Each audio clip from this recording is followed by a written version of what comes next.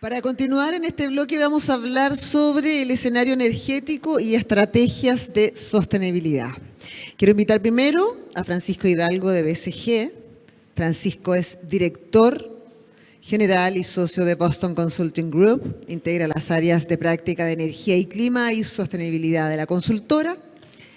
Desde que se unió a BCG en 2011 ha trabajado en proyectos en América Latina apoyando principalmente a grandes empresas de energía y minería. Antes de BCG trabajó en Baker en Canadá, fabricante de repuestos de acero para las industrias de petróleo, gas y minería. Tiene un MBA del Instituto Tecnológico de Massachusetts e ingeniero industrial y magíster en ingeniería de la Pontificia Universidad Católica de Chile. Francisco, acá. Pensé que ibas a entrar por allá. Francisco, muchas gracias. ¿Cómo estás? Bienvenido. ¿Prefieres ahí? ¿Aquí? Perfecto. Bueno, hola a todos. Voy a tratar de dar una visión un poco más positiva del mundo. Creo que tenemos varios argumentos como para pensar en que tenemos posibilidades de tener esa visión positiva. Y si quieren, parto con una realidad. Ahí.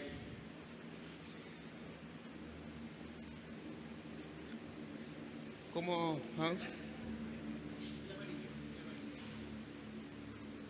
Bien, quiero partir con un imperativo y lo voy a atar a algunos comentarios de Oscar. A ver. Creo que esta gráfica es bien conocida por todos los que estamos en esta sala, donde vemos que las emisiones han ido aumentando progresivamente en los últimos 100 años y estamos llegando a este pic, ¿no es cierto?, en el 2020 con una pequeña baja en las emisiones por la pandemia, pero ya rápidamente retomando la trayectoria que nos lleva a un escenario de un aumento de la temperatura de 4 grados Celsius. Eso en 100 años más. Y la verdad que con consecuencias bien negativas, ¿no?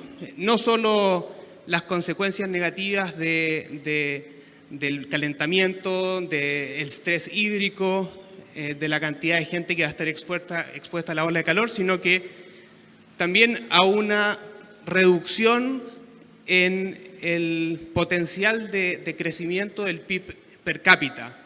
Entonces, lo que yo quiero decirles es que combatir el cambio climático no solo es bueno para el medio ambiente, también es bueno para el bolsillo, es bueno para la economía y no se contrapone en ningún sentido.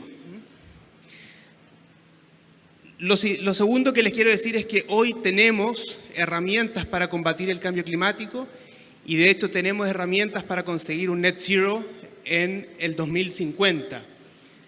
Las palancas que tenemos son el reciclaje, la eficiencia energética, que es algo que venimos trabajando ya hace muchos años, la generación renovable, la sustitución de combustibles, el hidrógeno verde. El hidrógeno verde, ahí me voy a detener un poco después, que es una de las palancas que viene a solucionar la descarbonización de algunos casos de uso que no sabía, para los que no se tenía solución. El Carbon Capture, Usage and Storage es cada vez más una realidad y va a ser necesario para conseguir el Net Zero y finalmente tendremos una parte de las emisiones que probablemente no va a ser razonable económicamente reducirla y por lo tanto vamos a tener que hacer compensación, ¿no? Eso es, vamos a tener que plantar árboles. Yo quiero darles algunas perspectivas en 10 minutos sobre primero hidrógeno verde y después algo de generación renovable. Bien, lo que vemos aquí es un gráfico que muestra la proyección de demanda del hidrógeno de bajas emisiones. Esto es el hidrógeno verde y el hidrógeno azul.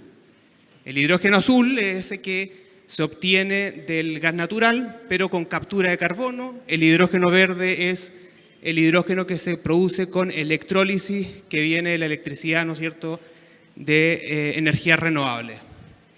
Y las proyecciones, es interesante ver este gráfico en el tiempo, ¿no? Este gráfico hace 3 años atrás mostraba que las proyecciones iban a ser quizás un tercio, un cuarto de lo que es hoy. Y estas proyecciones nosotros las estamos actualizando en BCG constantemente. La última actualización la hicimos para el 2030 por todos los impulsos económicos que se han dado en Europa después de la pandemia y de la guerra, ¿no? Lo que ha hecho es aumentar realmente las proyecciones de hidrógeno verde. Un mensaje importante aquí es que este mercado de hidrógeno verde va a ser principalmente local.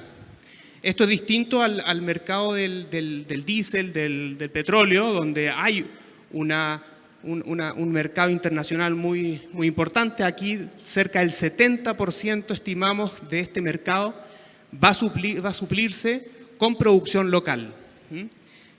Sin embargo, va a ir del orden de un 30% de un mercado de importación y exportación donde Chile tiene mucho que hacer ahí.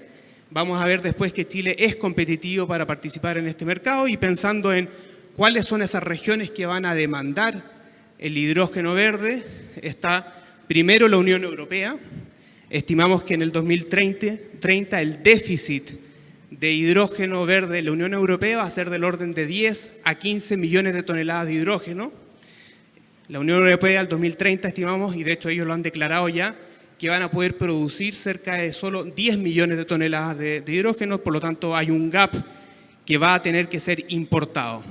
Y la segunda región importante para poner atención es Corea y Japón. Quizás aquí el único mensaje importante es que Corea y Japón son un poco más agnósticos del color del hidrógeno. Ya han declarado que si el hidrógeno es azul o el hidrógeno es verde les importa poco, entonces aquí nosotros esperamos que haya algo de importación de gas para que ellos mismos hagan la producción del hidrógeno azul y de hecho van a después exportar el carbono probablemente a Australia. Avanzo un poco reflexionando en esta oportunidad de Chile para convertirse en un exportador de hidrógeno verde. La verdad lo que hay que considerar es que no estamos solos en esta carrera. Este es un estudio de IRENA donde se estima cuánta es la capacidad del mundo para producir hidrógeno verde a partir de energías renovables. En color verde se ve el potencial de producción de hidrógeno verde para, esto medido al 2050, considerando que el hidrógeno verde no cueste más que $2 el kilogramo. Y lo que vemos acá es que realmente sobra producción. Sobra producción para la demanda, que está en rojo, que estamos previendo, pronosticando de hidrógeno verde. Por lo tanto, la conclusión aquí es, no vamos a estar solos en esta carrera por convertirnos en exportadores de hidrógeno verde y por lo tanto es clave que nos movamos bien, rápido e inteligentemente como país, como región para poder poner esas moléculas de hidrógeno verde en los países que lo van a demandar. Y la verdad es que tenemos argumentos como para poder hacerlo. Si vemos acá a Chile o Brasil, realmente vemos que son competitivos desde un punto de vista de costos. Vemos que Chile, entre todos los países que estamos viendo aquí, Brasil, el norte de África, el Medio Oriente, Australia y Norteamérica, Chile es quien puede poner la molécula de hidrógeno verde más barata en el puerto de Rotterdam. Esto en formato de amoníaco verde, ¿no es cierto? Si es que nosotros necesitamos una molécula de hidrógeno, lo que tenemos que hacer es cracking. Y el cracking es este costo que se ve acá, que es la conversión de amoníaco a hidrógeno. Y ahí es donde nosotros perdemos algo de competitividad por este costo adicional que ponemos. Y lo más competitivo sería Europa, la producción local del hidrógeno verde en Europa. Pero sabemos que están limitados en su capacidad y por lo tanto van a hacer la primera producción que necesiten con hidrógeno verde local y luego van a tener que importar. Y tienen básicamente dos alternativas, o importar amoníaco verde y hacer el cracking, o construir un pipeline desde el norte de África y transportar hidrógeno verde sin tener que hacer ese cracking.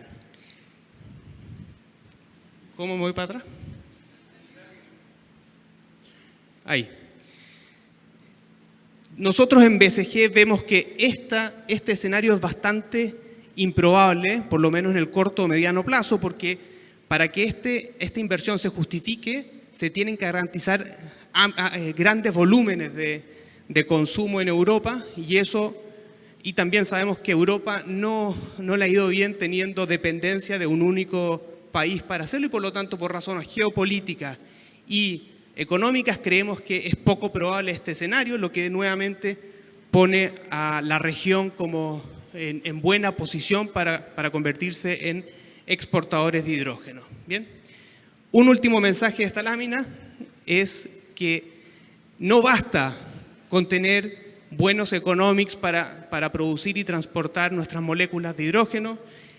También las políticas públicas van a ser claves.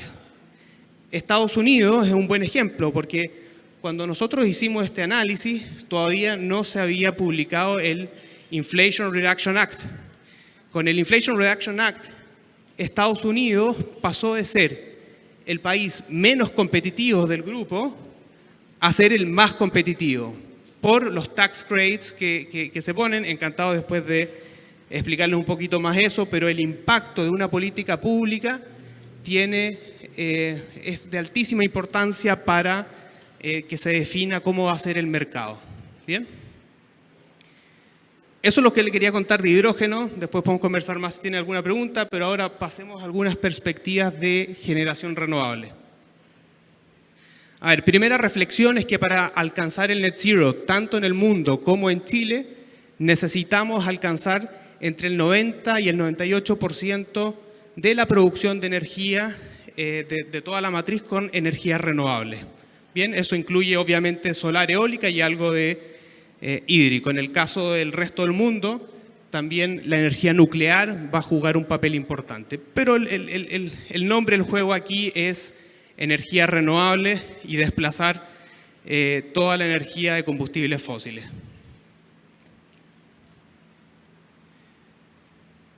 Bien, y suena ambicioso, ¿no? Eso implica multiplicar varias veces la energía renovable que hemos logrado instalar y en relativo poco tiempo. Pero también hay que reflexionar lo siguiente. Estos gráficos lo que muestran son las proyecciones que hemos tenido, que hemos hecho en BCG y también fuera de BCG a lo largo de las décadas. Y la conclusión de este gráfico es que consistentemente nos hemos equivocado. Consistentemente hemos sido demasiado conservadores en las proyecciones de instalación de capacidad de estas tecnologías. Consistentemente hemos sido demasiado pesimistas en la velocidad de reducción del costo unitario de cada una de estas tecnologías.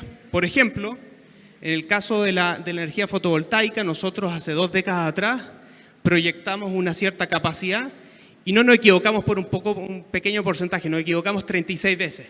¿Bien?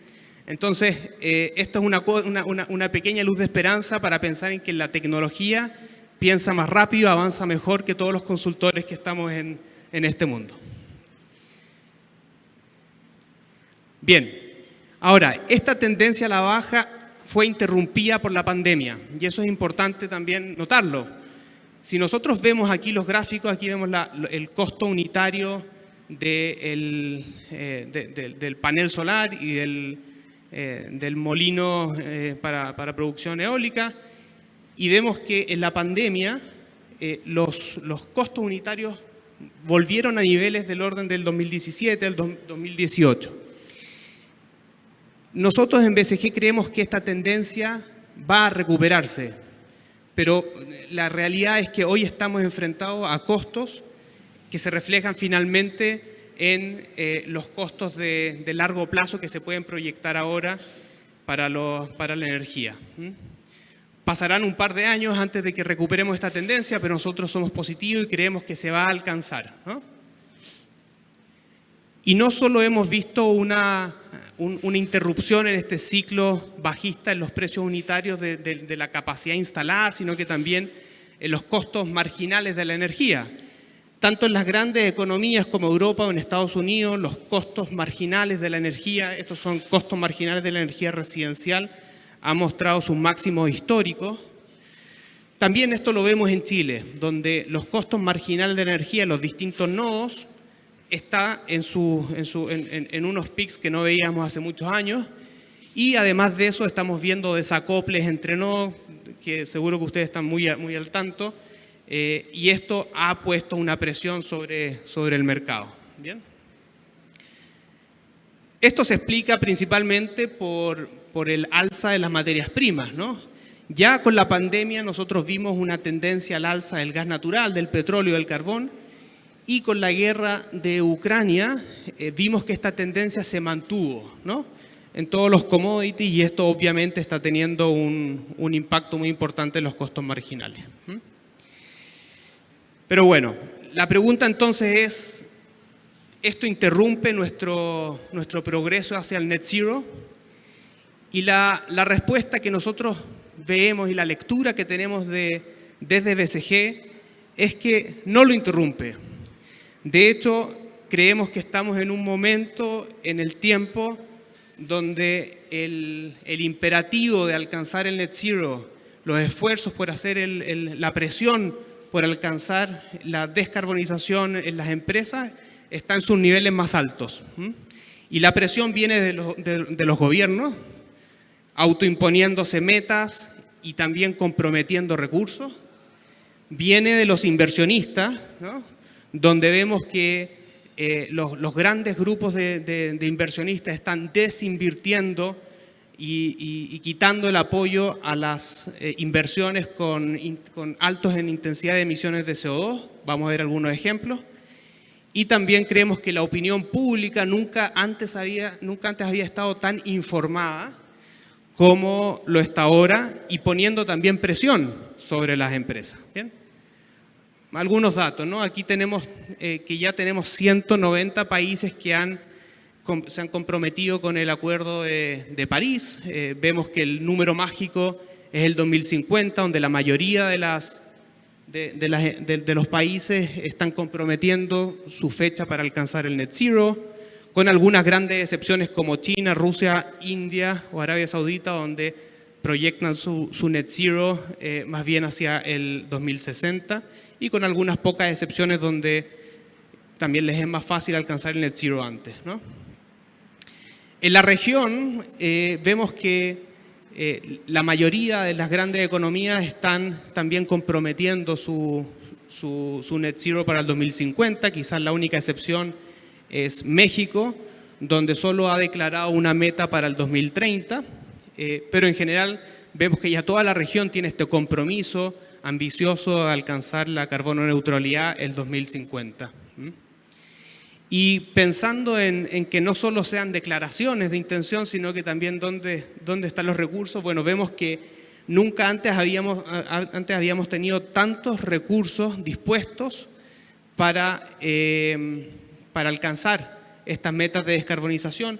Vemos el acto más reciente de Estados Unidos, es el Inflation Reduction Act, donde se destinaron, que se sumó al Infrastructure Investment and Jobs Act, alcanzando ya cerca de $500 billones dedicados a la transformación, ¿no es cierto?, a la inversión en renovables, en eficiencia energética, en hidrógeno, etc. ¿Bien?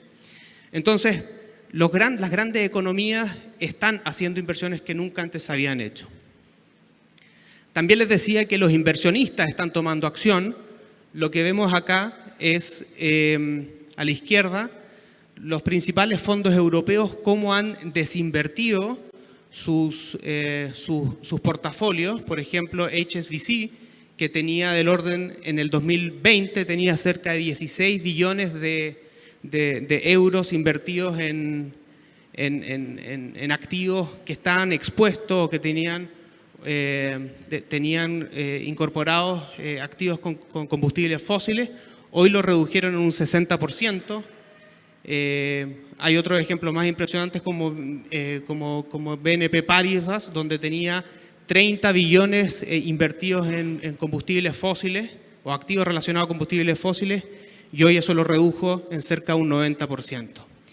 Y a la derecha también vemos otros ejemplos de otros inversionistas con portafolios bastante importantes. Por ejemplo, Harvard, que también anunció que dejaría de invertir en combustibles fósiles, un portafolio de 42 billones de dólares, o Allianz, que no solo dijo que no va a invertir en activos renovables, sino que también va a dejar de asegurarlos. Entonces, vemos que el sector privado, los inversionistas, están respondiendo a la presión del mundo privado y tomando acción en la dirección de alcanzar el net zero. Y finalmente, alguna idea también de cómo medimos nosotros desde BCG al cliente final, ¿no? a la persona más a pie. Hace un par de meses hicimos una encuesta donde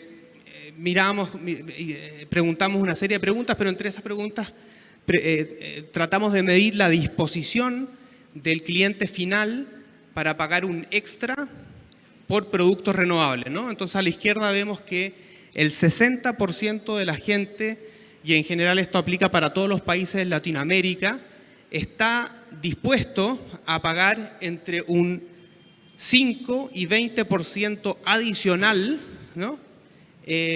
por energía renovable. ¿Bien? Y de hecho 70% de la gente estaría dispuesto a pagar extra, incluso más de un 20%, por vehículos eléctricos, ¿no? Es cierto que del dicho al trecho hay mucho trecho, ¿no? Entonces esto no quiere decir que la gente va a concretar estas compras pagando un extra, pero sí, si nosotros hacíamos estas mediciones 3, 4 años atrás, los resultados eran muy distintos. Y esto lo que te muestra es una conciencia colectiva mucho mayor respecto de la sustentabilidad que creemos que se puede capitalizar por las empresas. ¿Bien? Bien, voy terminando para que no me reten. 2 slides más. El primer mensaje es: cuando nosotros hacemos el estudio, estas son las famosas curvas MAC, ¿no? Donde en el eje X vemos la cantidad de emisiones de CO2 que se pueden reducir, y en el eje Y se ve el costo hacia arriba o beneficio hacia abajo de tomar estas acciones para la reducción de emisiones. Vemos que, y este es el caso real de una minera, vemos que hay una serie de actividades que se pueden hacer, una serie de iniciativas que se pueden hacer que realmente son beneficiosas económicamente. No hay que gastar plata para hacer esa descarbonización, de hecho tú ganas plata al hacerlo. Y si tú después ves el siguiente grupo de iniciativas amarillo, son iniciativas que te costarían, pero si tú lo haces en conjunto con las iniciativas verdes, puedes descarbonizar una alta proporción de tus emisiones a costo cero, digamos. ¿Bien? Y última reflexión. Este es un estudio que hicimos en BCG hace un tiempo atrás, donde medíamos el costo de descarbonizar una serie de productos, ¿no? Entonces, por ejemplo, veíamos cuánto costaba la descarbonización de un auto, de un vehículo. Y veíamos ese costo adicional y lo comparábamos respecto del precio. Bueno, la conclusión es que en la mayoría de los casos, por ejemplo, en la descarbonización de la producción de un vehículo, solamente aumentaría en un 2% el precio final, ¿no? Este es el caso de un auto que cuesta 30.000 euros. Bueno, habría que sumarle $500 más y podemos tener un auto con acero verde y que no ha tenido emisiones. Entonces, si nosotros miramos estos números, ¿no? Que en la moda también, la ropa, podemos tener ropa con ropa verde, digamos, por menos de $1 la prenda, o en alimentación, por 4% extra en el precio podemos descarbonizarla, y lo comparamos con esta mayor conciencia que vemos en la gente. Yo creo que existe un caso para la descarbonización y creo que está en manos de los que estamos acá y los empresarios en general de empujar el net zero y no tener que enfrentarnos a ese incremento de 4 grados de la temperatura o esa reducción de 13% de PIB que proyectamos si es que seguimos esta trayectoria.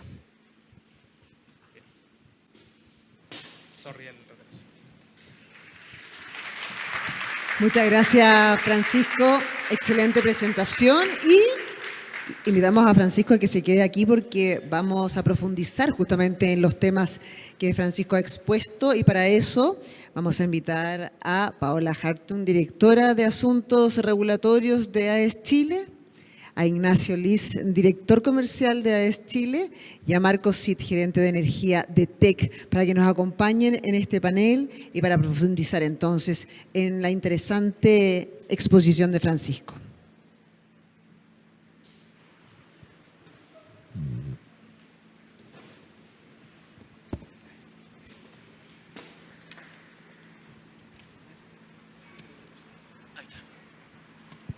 Bueno, muchas gracias, Francisco. Levantaste un poquito la vara de cómo la había dejado Óscar, con estos grandes números, ¿no? de lo ambicioso que es el futuro en las energías renovables y el hidrógeno verde, ¿sí?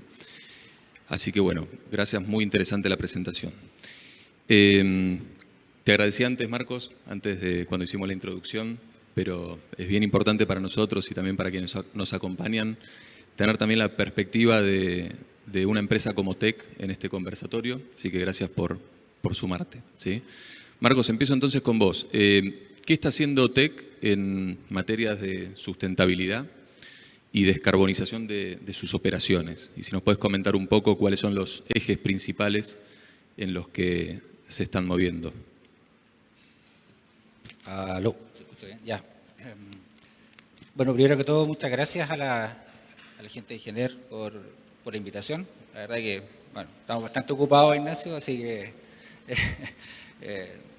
nos hicimos el espacio un poco para estar acá, así que muy agradecido. Como contexto general, TEC es una compañía global. Nosotros tenemos operaciones a nivel mundial, Estados Unidos, Canadá, Chile, Perú, y un portafolio de proyectos también diversificado. Y particularmente en Chile nosotros tenemos dos operaciones, una que es Carmen de Andacollo, ubicado en la región de Coquimbo, y bueno, Quebrada Blanca, la actual operación que ya está cerrando en estos momentos, y estamos partiendo con nuestro proyecto Quebrada Blanca 2, que es una concentradora de gran tamaño. Por lo tanto, un poco para dimensionar lo que significa una empresa como la nuestra, es una empresa que en consumo energético es del orden de los 10.000, 11.000 terajoules. Eso vamos a consumir nosotros, donde el 75% de nuestra matriz es electricidad y el 25% restante es combustible. Como dices tú en la pregunta, ¿qué estamos haciendo? Nosotros estamos súper comprometidos, yo creo que los dos expositores anteriores lo han dicho de alguna manera. Yo creo que en la exposición de Óscar, que un poco fue un golpe fuerte en realidad, con un poco de pesimismo, pero yo creo que ese pesimismo son oportunidades que nos ayudan a encontrar soluciones a futuro, ¿ya? Y yo creo que también la exposición actual también nos indica un poco las tendencias del mercado. En respecto al tema de sustentabilidad, nosotros nos hemos fijado, tal como lo mostraste, una expectativa, unas metas de ser emisión cero al 2050. Ya esa es la primera mirada que tenemos, y la otra es tener reducción de nuestras emisiones al 2030, al menos un 30% de reducción de nuestras emisiones asociadas principalmente a combustible, como les contaba, y al 2025 tener el 100% de nuestra energía renovable. Ya ese es nuestro principal foco en TEC Chile. Es desafiante, es interesante. Yo creo que el tema de la energía renovable o el suministro, o lo que le hemos llamado en la mayoría alcance 2 de nuestras emisiones, son mucho más fáciles de conseguir que las de alcance 1, que son las emisiones propias, que tienen que ver con el reemplazo de combustible. Yo creo que esa es la gran propuesta que estamos haciendo. Y Marcos, en eso que nos contás, ¿cuáles son los principales desafíos o complejidades que ven hacia adelante para alcanzar esas metas, ¿no? En definitiva. Yo creo que hay varios factores, hay unos que son internos y externos. Internos hay factores asociados a la cultura, y Óscar lo dijo, las organizaciones son muy resistentes a estos cambios, ¿ya? Y hay que romper dentro de la organización esa resistencia. Las cosas se han hecho así, se han hecho 20 años así, ¿para qué vamos a cambiar? Y yo creo que el gran desafío que hay hoy día es romper esa obstrucción a los cambios, esa obstrucción cultural que hay. Eso yo creo que es la mirada interna. La mirada externa es... hay un tema que hoy día yo creo que se complica un poco más en lograr reducir las emisiones particularmente, asociado a que hay que reemplazar el diésel. ¿Cómo reemplazamos el combustible? ¿Cómo reemplazamos, por ejemplo, una flota de camiones mineros? ¿Cómo reemplazas tu idea y que esa misma flota te transporte el mismo mineral si tú usas otro combustible? Que no pierdan la eficiencia de lo que significa usar el diésel. Ahí hay un gran desafío tecnológico, yo creo que ya se está trabajando mucho en eso. Estamos trabajando, hay empresas como ustedes que están trabajando en el tema del hidrógeno, el tema del amoníaco verde, hay muchos proyectos de electromovilidad, de electrificación de flota, el tema se ha retomado. Mira, yo tengo, perdona que sea un poco, pero yo tengo 20 años trabajando en esta industria, recientemente lo conversamos con la Paola, y hace 15 años evaluamos la mirada del trole, por ejemplo, del camión trole, y claramente era un proyecto desechado de forma inmediata, ¿ya? Por los altos costos de inversión, por el costo de operación, lo que significa. Y hoy día la mayoría de las compañías mineras están volviendo a retomar el tema del trole, porque ha habido un gran cambio tecnológico, porque han bajado los precios de los costos, digamos, de los CAPEX, de inversión, y también han bajado los costos de operación. Entonces, hay cosas para hacer, hay desafíos porque no son a corto plazo. Yo diría que es un desafío a largo plazo. El tema del hidrógeno verde no es un desafío inmediato, es una mirada, yo creo, 2030, lo mismo pasa con los camiones eléctricos, 2030, y ahí está, yo creo, el gran desafío que podemos tener. Muchas gracias, Marcos. Creo que un aspecto más, que un poco lo comentaba Francisco, es que también están los clientes finales y los mercados de capitales demandando lo mismo, ¿no? Clientes finales que están dispuestos o requieren productos hechos de manera sostenible, y mercados de capitales que dejan de estar dispuestos a aportar dinero o financiamiento a operaciones que no lo son, ¿no? Gracias, Marcos. Paola Hartung es nuestra directora de Asuntos Regulatorios, y te voy a pedir que le comentes un poco a la audiencia cuál es el rol de AES como compañía en estos desafíos y en esta ruta que un poco marcaba Francisco hacia el net zero. Bueno, muy buenas tardes. Muy agradecida por poder compartir aquí con ustedes esta conversación. Bueno, básicamente nosotros, a través de nuestra estrategia Greentegra, que yo creo que todos nuestros clientes conocen, hemos ido avanzando en el compromiso que se tiene con el país y con nuestros clientes respecto a la descarbonización. Como ustedes ya saben, hay comprometido para retiro cerca de 1.400 megawatts de centrales térmicas hacia el año entre el 2022 y el año 2025.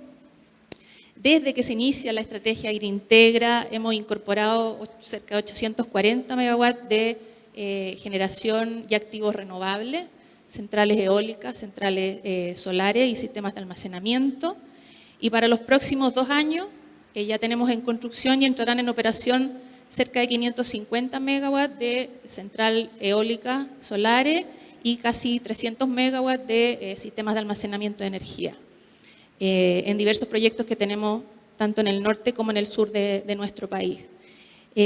Pero no solo somos activos y fierros, también nosotros hemos, desde AES y a través también de los gremios, hemos ido dando soporte y empuje a muchos cambios regulatorios y legislativos que han ido en la senda de ir concretando la descarbonización en el país y que van ayudando, son iniciativas que sumadas son un gran esfuerzo.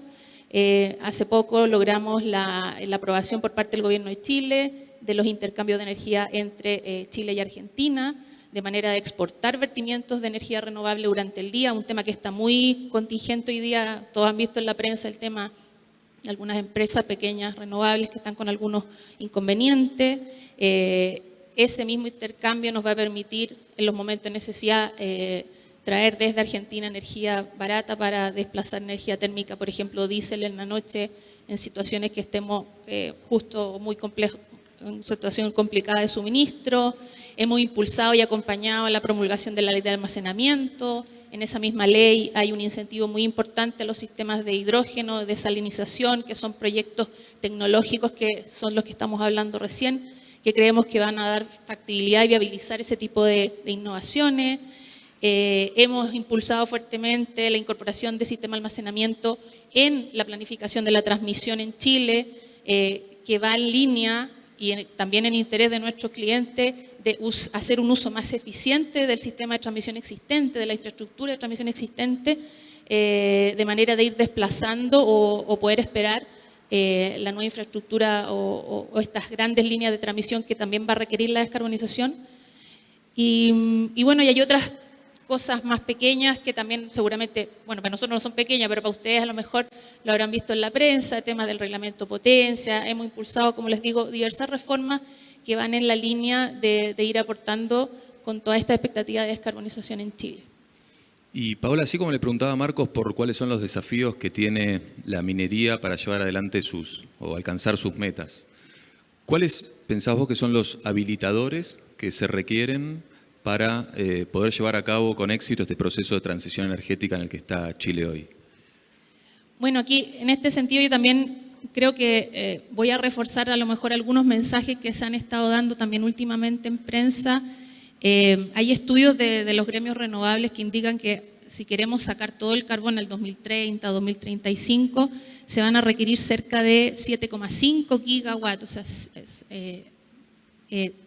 5,5 gigawatts de energía renovable más 2 gigawatts de sistemas de almacenamiento solo entre el 2026 y el 2030, adicionales a los 5 gigawatts que uno ve que están en construcción hoy día entre el 2021 y el 2025.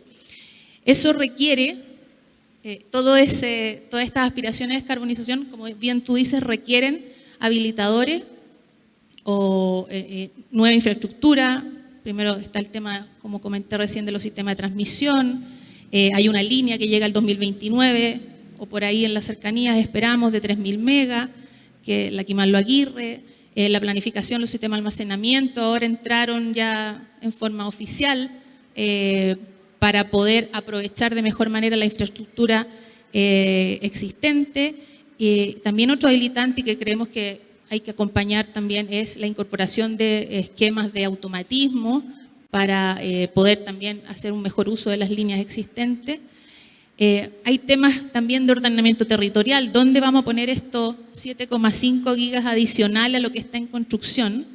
¿Dónde vamos a emplazar todas estas centrales de manera que cuando uno va a construir el proyecto, la comunidad y la sociedad estemos todos en armonía y estén las reglas claras y esto sea socialmente aceptado como lo que es, o sea, es un bien para la sociedad?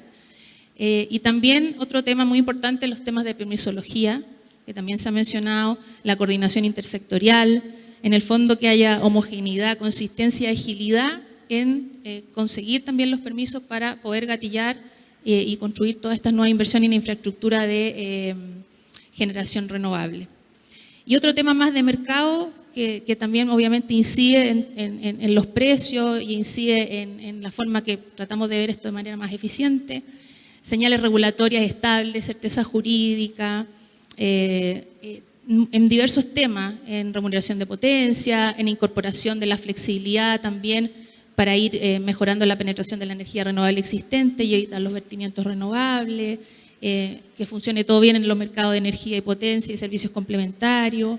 En el fondo, plazos y niveles de remuneración que estén ad hoc con estas expectativas de descarbonización que tenemos. Y por último, y no menos importante, que todo funcione. La institucionalidad, la normativa, los reglamentos, las normas, los decretos tarifarios, la planificación, todas estas cosas que estén en tiempo y forma, porque cuando no están en tiempo y forma, todos estos retrasos de alguna manera estos efectos colaterales al final los vemos todos los usuarios del sistema. Así que esos son, traté de resumir los desafíos que nosotros estamos viendo como empresa generadora. Parecen muchos, ¿no? Lo son. Pero lo son. Bueno, muchísimas gracias. Francisco, te vamos a dejar a vos la más difícil quizás. Creo que Paola igualmente cubrió mucho de cuál es el rol del Estado, yo creo que enfocado más en los años que se vienen hacia adelante para poder instalar y poder generar con más proyectos renovables en el sistema. Si vos mirás un poco más allá de ese horizonte de tiempo, ¿cuál debiese ser el rol del Estado de Chile para alcanzar este anhelado net cero entre emisiones existentes y también sus oportunidades para mirar un poquito más allá fuera de Chile, ¿no? Sí, primero yo creo que el Estado puede mover la aguja, y mucho, puede mover la aguja positiva o negativamente.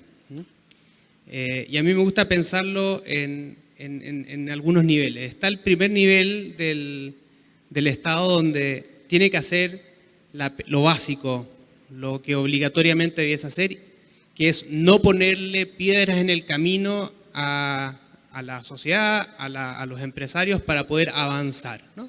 Hay un primer nivel que es como lo básico de hacer la pega. Después hay un segundo nivel que es habilitar, ¿no es cierto?, la transición energética o la energía renovable sin poner plata. Y hay mucho que se puede hacer. Y después, si quieres, hay un tercer nivel, que es lo que veíamos recién ahí en los gráficos que está haciendo Estados Unidos, Europa, que es poner plata para impulsar la transición energética. Y pensando en el primer nivel, que es no ponerle obstáculos, yo creo que Chile tiene una deuda importante. El Estado de Chile, ayer estaba mirando las estadísticas del CEA, y una evaluación de impacto ambiental hace 8 años atrás tomaba un poco más de 500 días en tramitarse, si es que salía positiva, ¿vale? Hoy esas estadísticas son más de 1000 días. Bien, o sea, hemos duplicado el tiempo, y aquí no estoy considerando todas las estadísticas de los proyectos que se caen en el camino. Aquí estamos hablando de los proyectos que lograron concretarse. Entonces, yo creo que tenemos una deuda grande como Estado para no poner más piedras en el camino y permitir que las empresas, que la sociedad, que los inversionistas hagan su trabajo. Entonces, para mí necesitamos una especie de acuerdo país para poder tomar, ¿cómo se llama?, ese desafío de no poner obstáculos, y pensarlo también desde un punto de vista de competencia. Si nosotros queremos poner una molécula de amoníaco verde el 2030, 2032 en Rotterdam, no estamos compitiendo solos en el camino, y los inversionistas que quieren hacer esto lo van a hacer en Chile, en Australia o en el Middle East. Y si nosotros nos estamos demorando 3, 4 años en tramitar nuestra evaluación de impacto ambiental, es bastante simple la respuesta: no van a construir los proyectos acá. ¿Bien? Después, ¿cómo se llama? En ese segundo nivel, donde se puede habilitar la transformación, la implantación de energía renovable, etcétera, creo que también hay muchas cosas que se pueden hacer. A ver, buenas políticas públicas como la ley de eficiencia energética, que creo que es algo positivo para el país, o políticas como para promoción del uso de vehículos eléctricos, como se ha implantado en Europa. Por ejemplo, en Madrid tú puedes estacionar tu auto gratis, ¿no? No tienes que pagar por estacionar tu vehículo eléctrico, y de hecho tampoco te dejan entrar a ciertas partes de la ciudad en varias capitales europeas si es que no tienes un auto eléctrico. Bueno, eso no le cuesta nada al Estado y pone un estímulo al consumo de tecnologías limpias. Bueno, esas son algunas de las políticas que se pueden implantar sin poner plata. Y después está el tercer nivel, que es poner la plata. Corfo ha hecho algún esfuerzo. Creo que hay más cosas que se pueden hacer sin necesariamente que salga el dinero del presupuesto de la nación. Perfectamente Chile puede ser garante o canal de inversionistas, de multilaterales, para ayudar a que esos proyectos vean la luz. Hay mecanismos y creo que, y espero que pronto Chile empiece a hacer ese tipo de políticas públicas que nos va a poner nuevamente ahí a competir contra otros países. Bueno, muchas gracias, Francisco. Esperemos que así sea. ¿Sí? Ahí hay una pregunta de alguien del público, si le podemos acercar un micrófono o me acerco yo. Sí.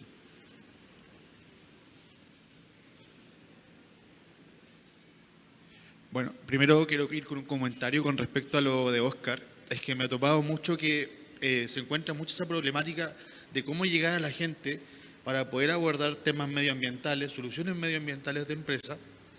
Y hace 2 días me encontré una empresa que me dijo, no, nosotros no tuvimos problemas.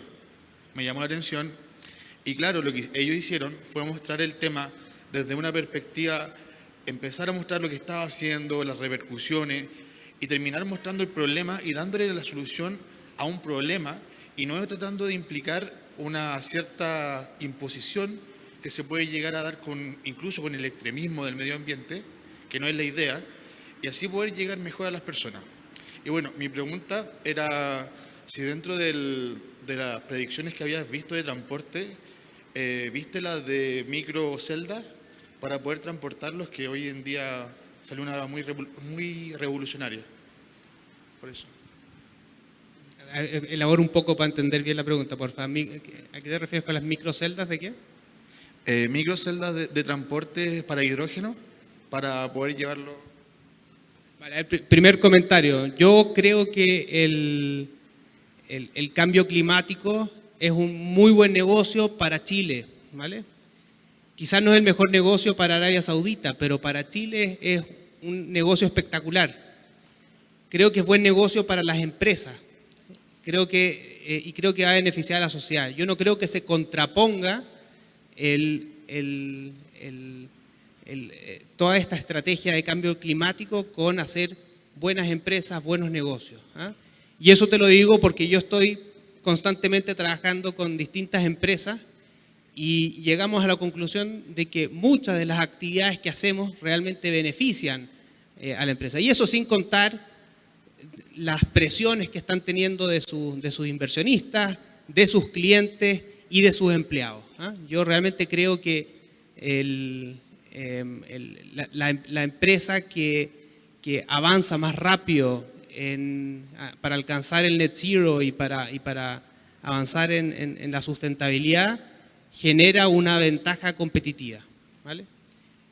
A ver, respecto del transporte y el hidrógeno, yo tengo una visión que es, no está para nada definido si es que en los vehículos medianos o camiones la solución final va a ser de hidrógeno o batería, ¿no? De hecho, si me hacen apostar, yo te diría que 90% de los casos se va a poder solucionar con baterías y hay algunos casos muy puntuales donde se requiere mucha densidad energética o alta autonomía, donde vas a necesitar poner celdas de hidrógeno, como son el caso de los camiones mineros.